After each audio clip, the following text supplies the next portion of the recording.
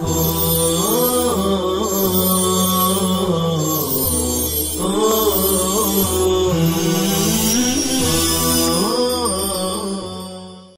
علیکم ورحمۃ اللہ وبرکاتہ۔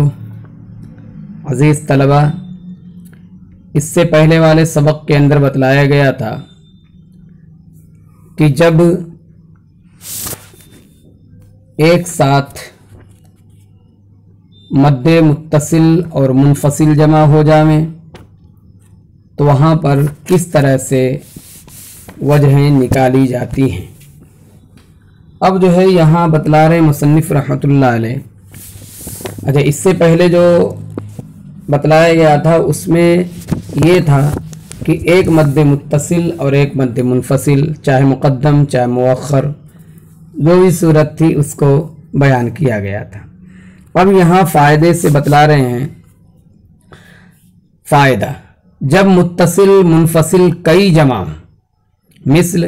بِأَسْمَاءِ هَؤُلَاءِ، تو انہی قواعد پر قیاس کر کے وجہ صحیح غیر صحیح نکال لی جائے۔ انہی قواعد سے مراد کیا ہے؟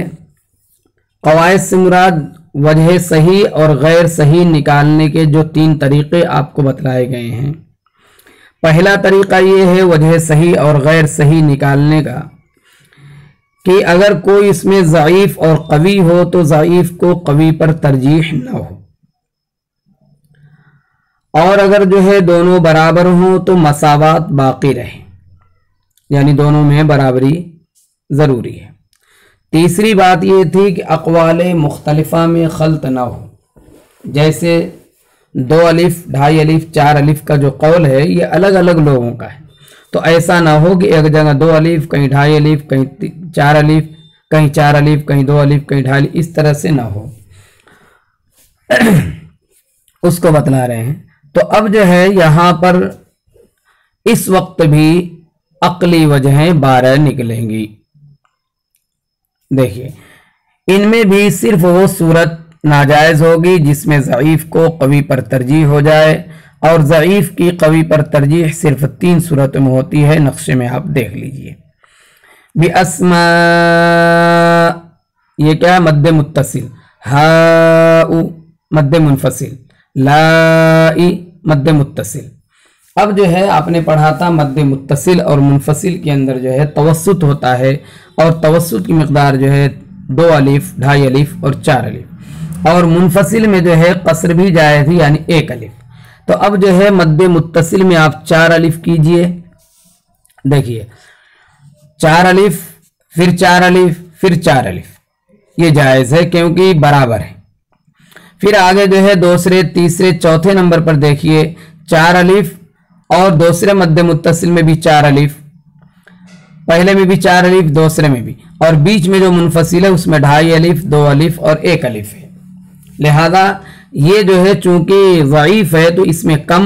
اور بِأَسْمَاءِ اور لائی کے اندر جو ہے یہ دونوں جو ہے متصل ہیں، یہ قوی ہیں تو ان میں زیادہ ہے، اس وجہ سے یہ جائز ہے، 4 کی 4 وجہیں جائز ہوں گی۔ پھر اس کے بعد آگے چلیے 5 پر 2.5 الف 4 الف 2.5 الف، یہ جائز نہیں، کیوں؟ اس لیے کہ اس میں جو ہے ضعیف کو قوی پر ترجیح ہو جائے گی۔ پھر دیکھیے 6 7 اور 8 پر 2.5 الف 2.5 الف 2.5 الف، پھر جو ہے دونوں مد متصل میں 2.5 الف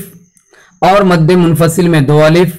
پھر 8ویں پہ دیکھیے دونوں مد متصل میں 2.5 الف اور منفصل میں 1 الف، یہ جو ہے چونکہ ضعیف کی مقدار کم اور قوی کی زیادہ ہے، اس وجہ سے یہ جائز ہے۔ پھر جو ہے 9 نمبر پہ آپ دیکھیے بتلا رہے ہیں کہ 2 الف 4 الف اور 2 الف، یعنی دونوں مد متصل میں 2 الف اور منفصل میں 4 الف، یہ صحیح نہیں ہے کیونکہ یہاں ضعیف کو قوی پر ترجیح ہو جا رہی ہے۔ اسی طرح سے 10 نمبر پہ 2 الف 2.5 الف اور 2 الف، یہاں پر بھی مد متصل میں 2 الف اور منفصل میں 2.5 الف ہے، اور یہ جو ہے ضعیف کو قوی پہ ترجیح ہو جاتی ہے، اس وجہ سے یہ جائز نہیں ہے۔ آگے 11 نمبر دیکھیے 2 الف 2 الف 2 الف، اس میں تو مساوات ہی ہے۔ اور پھر اس کے بعد جو 12 نمبر پہ 2 الف 1 الف اور 2 الف، تو یہاں پر چونکہ جو ہے ضعیف میں کم اور قوی میں جو ہے زیادہ ہے، اس وجہ سے یہ جائز ہے۔ تو بہرحال یہ 12 وجہیں نکلیں، ان 12 وجہوں میں سے 3 وجہ ناجائز ہے، اور وہ 3 وجہ کون سی ہے؟ جس میں جو ہے ضعیف کو قوی پر ترجیح ہو جاتی ہے، یعنی منفصل کو متصل پہ ترجیح ہو جاتی ہے، اس وجہ سے یہ صحیح نہیں ہے۔ اب آگے بتلا رہے ہیں کہ جب مد متصل کا حمزہ اخیر کلمے میں واقع ہو اور اس پر وقف اسکان یا اشمام کے ساتھ کیا جائے، یعنی اگر جو ہے مد متصل کا حمزہ کیسا ہے؟ مضموم ہے، یا اسی طرح سے جو ہے مکسور ہے، تو ظاہر سی بات ہے کہ مضموم اور مکسور ہو تو یہاں پر وقف بالاسکان بھی صحیح ہے، اشمام بھی صحیح ہے، روم بھی صحیح ہے۔ ابھی فی الحال جو ہے یشاء جیسی مثال دے کر کے یہ بتلا رہے ہیں کہ اگر مد متصل کا حمزہ جو ہے اخیر میں ہے اور وہ کیسا ہے؟ مضموم ہے، تو اس پر وقف بالاسکان کیا جائے یا اشمام کیا جائے۔ تو اب کہہ رہے ہیں کہ جب مد متصل کا حمزہ اخیر کلمے میں واقع ہو اور اس پر وقف اسکان یا اشمام کے ساتھ کیا جائے، مثل یشاء، تو یہ تھا یشاء، قروء،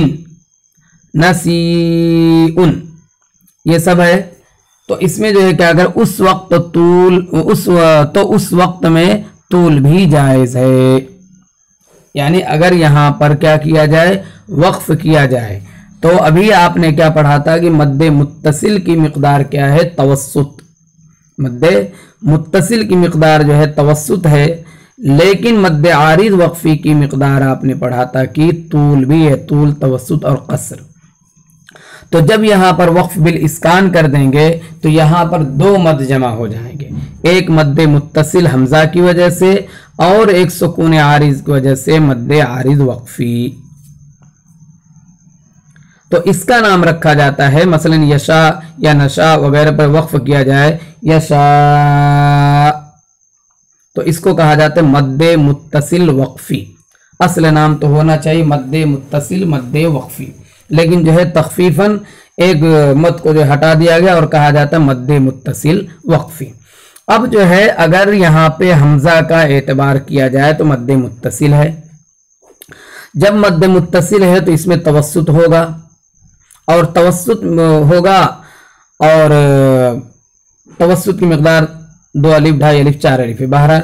وہ الگ چیز ہے۔ اور جو ہے اگر یہاں پر ساکن کرتے ہیں یا اشمام بھی کرتے تب اس صورت میں بھی ساکن ہی رہتا ہے، صرف اشارہ ہوتا ہے ہونٹوں سے، تو یہاں پر جو ہے مد عارض وقفی بن جائے گا، اور مد عارض وقفی میں طول بھی جائز ہے، لہذا طول بھی کر سکتے ہیں۔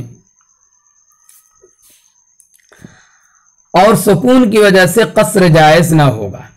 کیوں قصر جائز نہ ہوگا؟ اس لیے کہ اس صورت میں،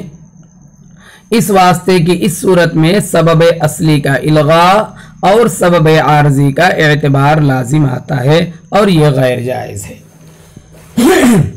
آپ جانتے ہیں کہ یشاء کے اندر اگر وقف نہیں کرتے تب بھی مد ہونے والا تھا، کیونکہ وہاں پر جو ہے حمزہ اس کا ایک سبب تھا۔ تو یشاء پر جب قصر اگر کر دیں گے تو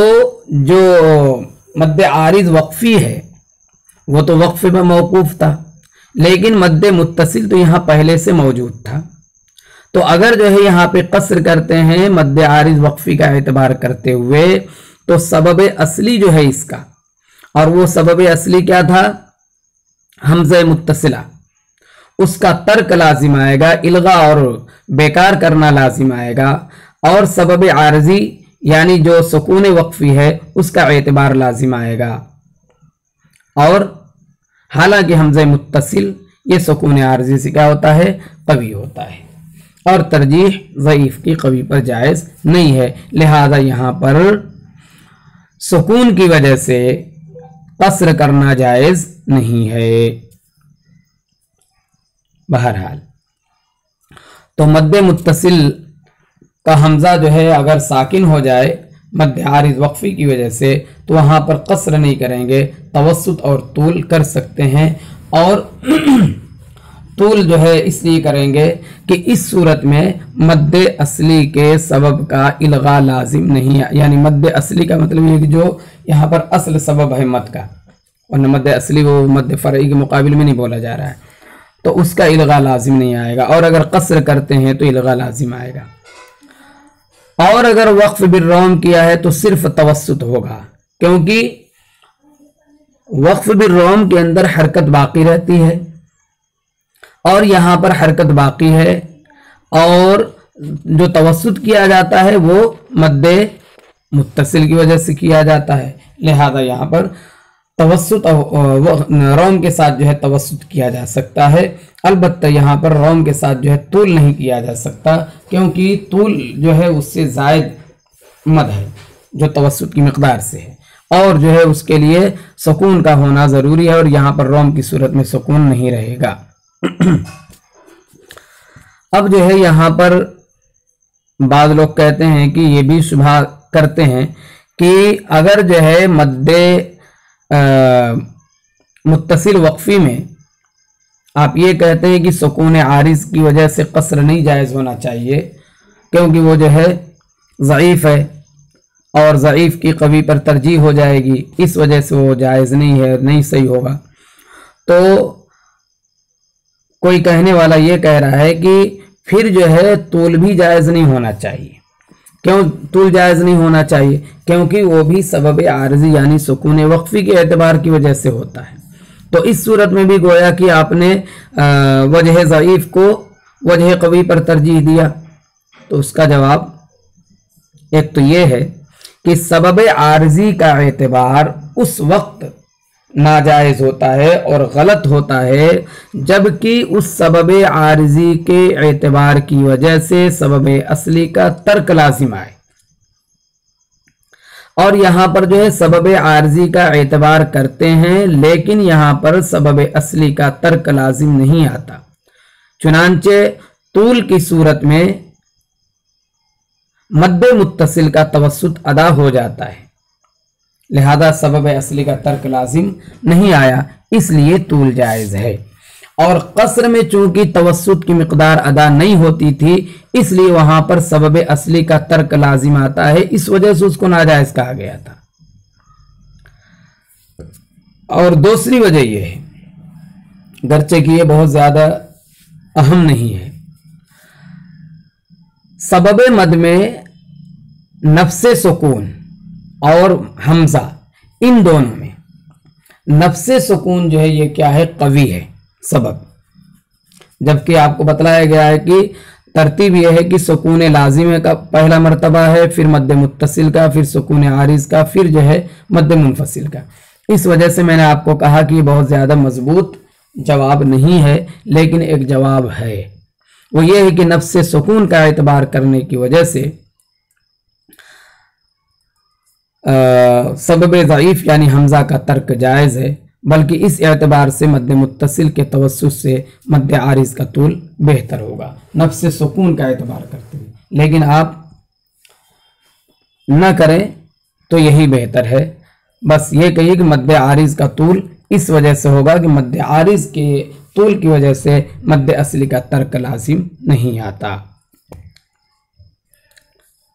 اب آگے فرما رہے ہیں خلاف جائز سے جو وجہیں نکلتی ہیں مثل اوجہ بسملہ وغیرہ کے، ان میں سب وجہوں کا ہر جگہ پڑھنا معیوب ہے،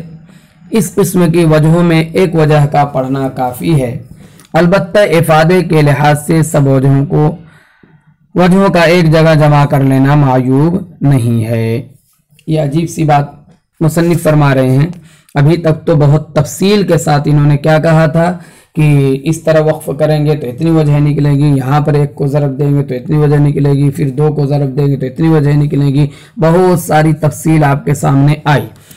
تو کہہ رہے خلاف جائز سے جو وجہیں نکلتی ہیں مثل اوجہ بسملہ کے، تو خلاف جائز کا مطلب یہ ہے کہ وہ اختلاف، پہلے آپ یہ سمجھ لیجئے خلاف خلاف کی دو قسمیں، ایک خلاف جائز اور ایک خلاف واجب۔ خلاف جائز کا مطلب یہ ہوتا ہے کہ وہ اختلاف جو امام، راویوں اور شاگردوں سے اس طرح منقول ہو کہ اس میں اختیار دیا گیا ہو کہ اس طرح بھی پڑھ سکتے ہیں اور دوسری طرح بھی پڑھ سکتے ہیں، اور کسی ایک کے پڑھ لینے سے قرأت یا روایت کی تکمیل ہو جاتی ہے، جیسے العالمین، الرحیم، نستعین وغیرہ کی وقفی وجوہ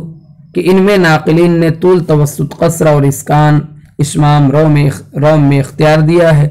اس قسم کی تمام وجہوں کو ہر جگہ جمع کرنا ضروری نہیں بلکہ معیوب ہے، جیسا کہ آپ کو 48 وجہیں دکھائی گئی تھی، لیکن افادے اور استفادے کے لیے جمع کر لینا یہ جو ہے بہتر ہے، تاکہ تعلیم اور تعلم کی غرض سے یہ ہوگا اور تعلیم اور تعلم کی غرض سے یہ کر سکتے ہیں۔ تو اور جو ہے بسملہ وغیرہ میں جو